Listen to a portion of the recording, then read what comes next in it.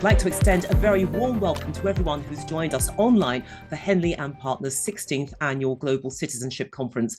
My name's Juliet Foster, and it gives me great pleasure to introduce our panelists for this next session, which is focused on the mutual benefits of investment migration programs to both sovereign states and, of course, international investors. In many respects, they create a win-win situation.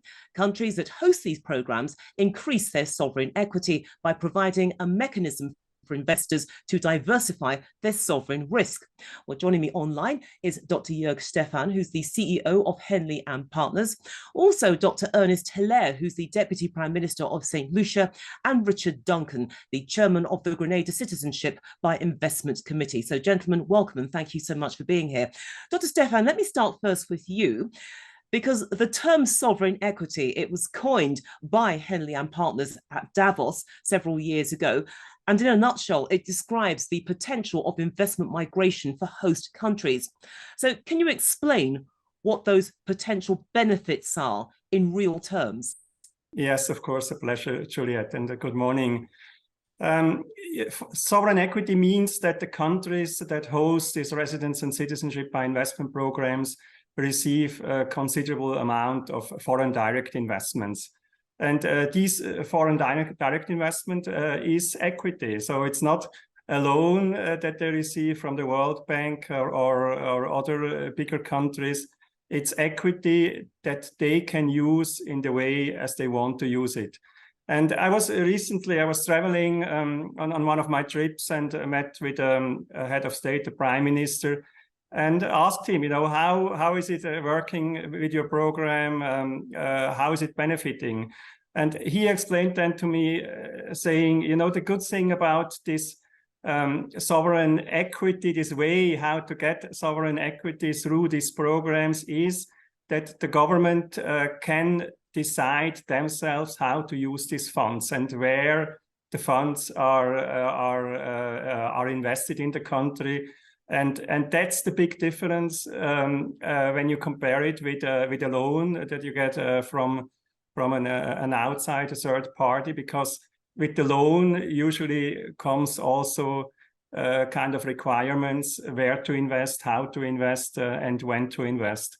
And when you look at the balance sheet of these small countries, it is also clear that they don't have a lot of options. So as said, these countries are usually small that have this residence or citizenship by investment programs. And because of that, they have also a limited tax income, direct tax, personal tax, corporate tax, because they don't have a huge economy and not a lot of people living in the country. And therefore, from a tax perspective, they are limited, of course. And when you then introduce such a residence or citizenship by investment program that raises significant amounts of foreign direct investment and at the same time brings entrepreneurs to the country, connects you with successful entrepreneurs from around the world, then this is, of course, a win-win situation for these countries and also for the investors, for the entrepreneurs who become a resident or citizenship of the country. Dr. Hilaire, what do you see as the key benefits and indeed the actual value that your investment migration program brings to the people of St. Lucia? Well, thank you very much, Juliet, and certainly a pleasure to be part of this conversation on the importance of the migration programs. For us, it's really critical to have this program and the successes that it brings to our country. The success lies primarily in the revenue that is made available to St. Lucia for developmental purposes. The monies that we earn really supplement other sources of revenue. We primarily a tourism-driven economy. A significant part of our GDP and national income comes from the tourism industry.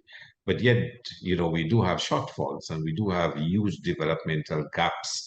And for us, what the program has been able to do is to provide us with the resources for us to do so.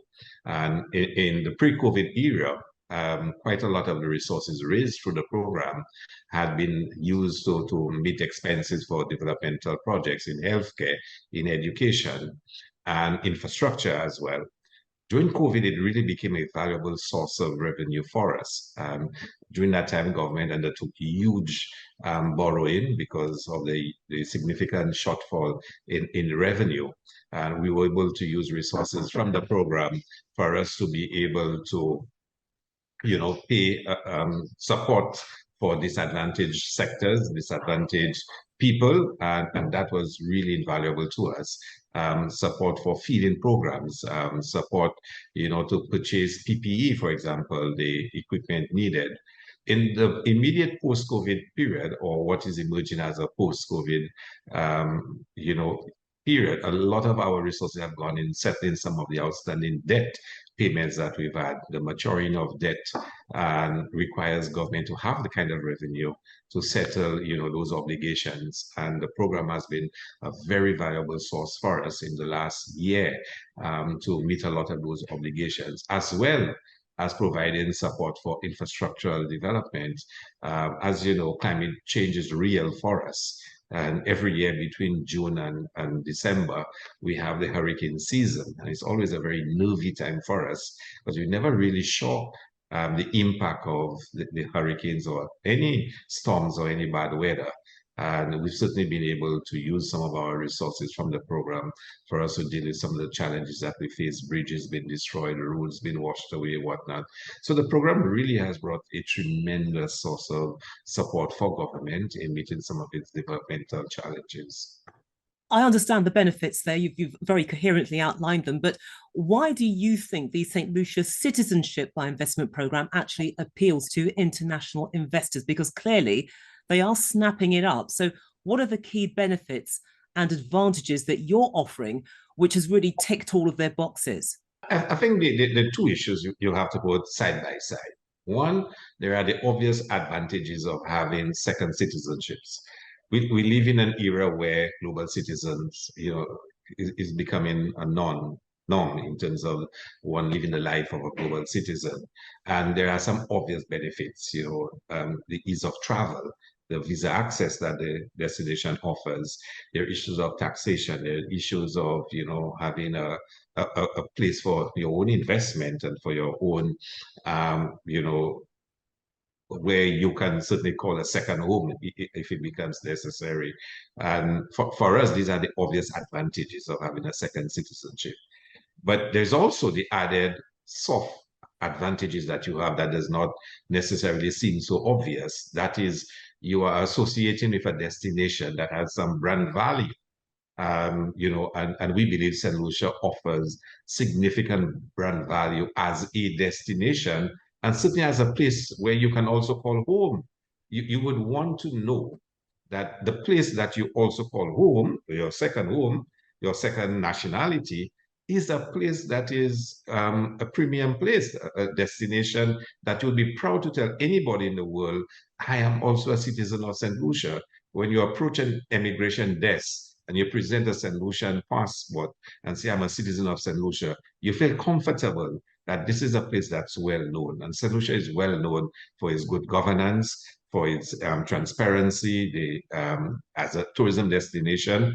For year upon year, we've won the designation of the world leading honeymoon destination, with the leading adventure destination in the Caribbean. And we are known for our tourism product as a premium destination to go to. In terms of investment, which is a prime destination for real estate destination, the purchase of real estate and investing in St. Lucia. In terms of banking, all the advantages we own as a destination that is well managed, well governed, very transparent. So, you have the obvious advantages, but you also have, on the other hand, a destination that has a reputation in terms of how it is governed and how it is managed. It is a place that is known, that places emphasis on due diligence and, the trustworthiness of the persons that are accepted into the program. So you feel comfortable that when you are granted citizenship in St. Lucia, that you have a place that carries respect and it is well known and certainly a treasured place to be called home. Richard, let me put the same question to you. What do you see as the key benefits of your investment migration program to the people of Grenada? So, Juliet, thank you for having me on the program. And I wish to state very clearly that the program is highly beneficial to Grenada. And I would like to underscore that from the standpoint of what has occurred so far and what is, in train to occur. So first and foremost, the inflows from the program, as far as the investments are concerned, these investments are primarily targeted to building hotel resorts, high-end hotel resorts. This for us is extremely important because what it does during the construction phases is to create lots of jobs for construction workers. Obviously, with additional quality room stock on the island, our international airport becomes more viable simply because the airlifts are going to be increased. We are going to crowd in more airlines onto the island. We also have the obvious downstream effects because in the tourism sector, as you know, Juliet, it's basically a consumption engine. And therefore, in the supply chain, you have taxi drivers, you have the small farmers, you have the vendors, you have the craftsmen. Once we build out this sector significantly, I would suggest to you that the program will contribute and is contributing directly to improving the quality of life for our citizens and building the resilience of the population. So that's on the investment side. There's also the aspect of the National Transformation Fund, which again, with those inflows coming into the Central Treasury, it helps the government to reduce outstanding debts. It allows us to invest in transformative projects that would build resilience and will help us to reach the UN Sustainable Development Goals. So the program, all in all, it's a significant part of our fiscal and investment mix on the island. And I would also make the final point that with the size, meaning that we have, for example, National Transformation Fund for 2021, 22 is about 20% of the capital budget. This is not insignificant, and that is direct flows into the government treasury. Okay, so those are the benefits to the people, but why do you think the Grenada Citizenship by Investment Programme actually appeals to international investors? And what are the key benefits and indeed advantages of your offering? Let us start with the key advantage of the program itself to investors. Grenada stands in pride of place in being the only jurisdiction with an investment migration program like the one that we have that has access to the US E2 visa program. So under that treaty, Grenadian citizens with significant investments to be made in the US can apply for and get an E2 visa. And what that visa does as a significant investor is allow you to enter the US, reside there, and to build out your business and to be able to renew that visa over time. So that for us, that is a big advantage.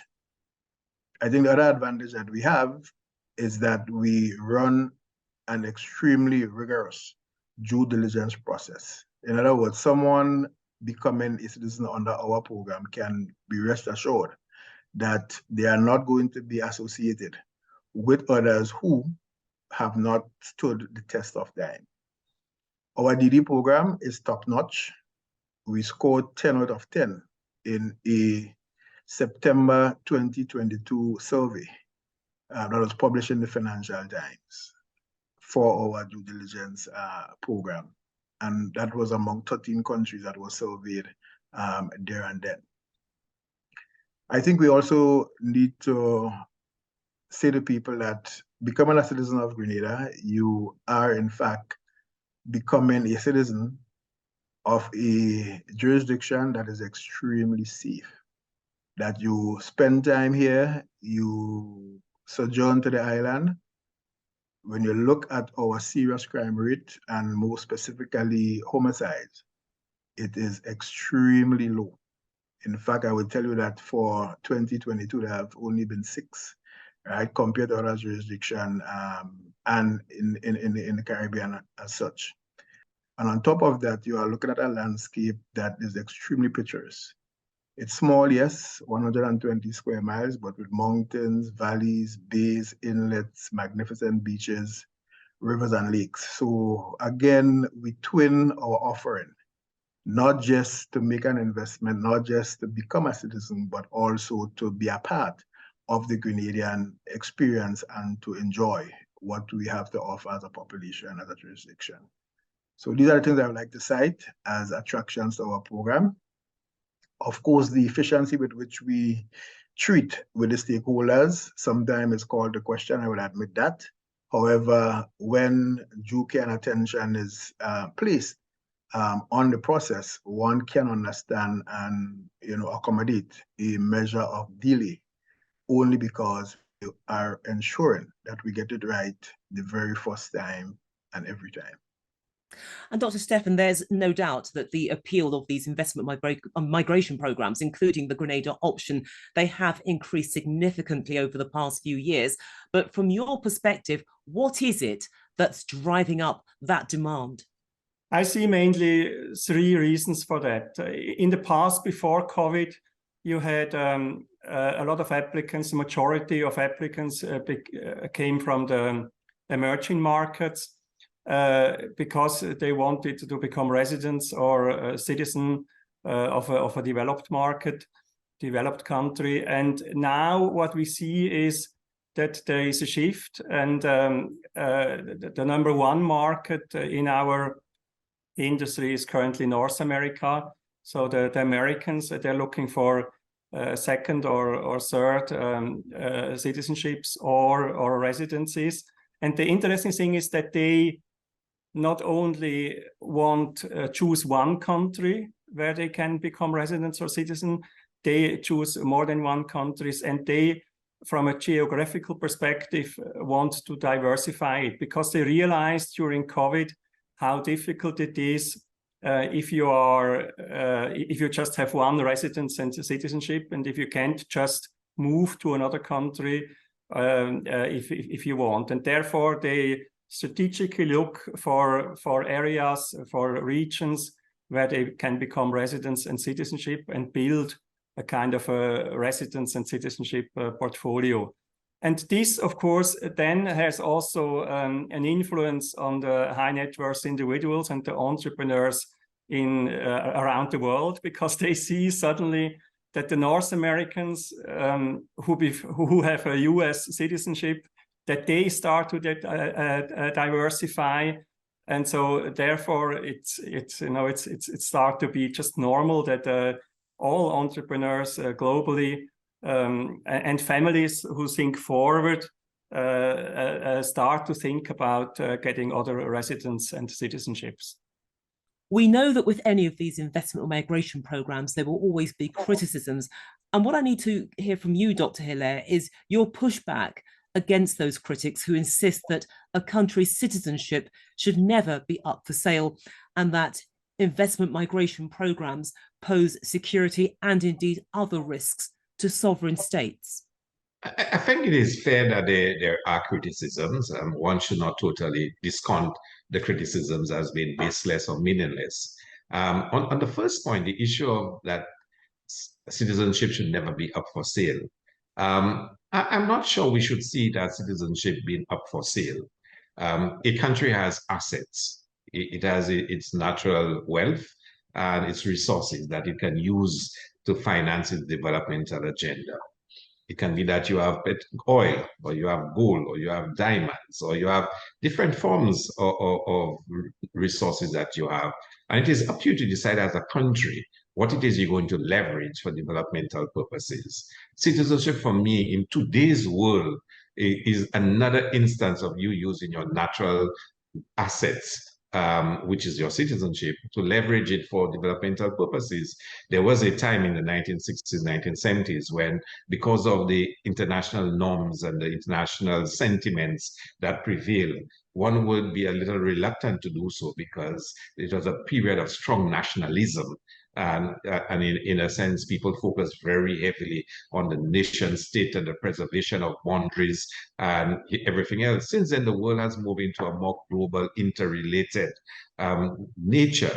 You know, we now live in a global village. We don't live in isolated national enclaves anymore. And that era is over.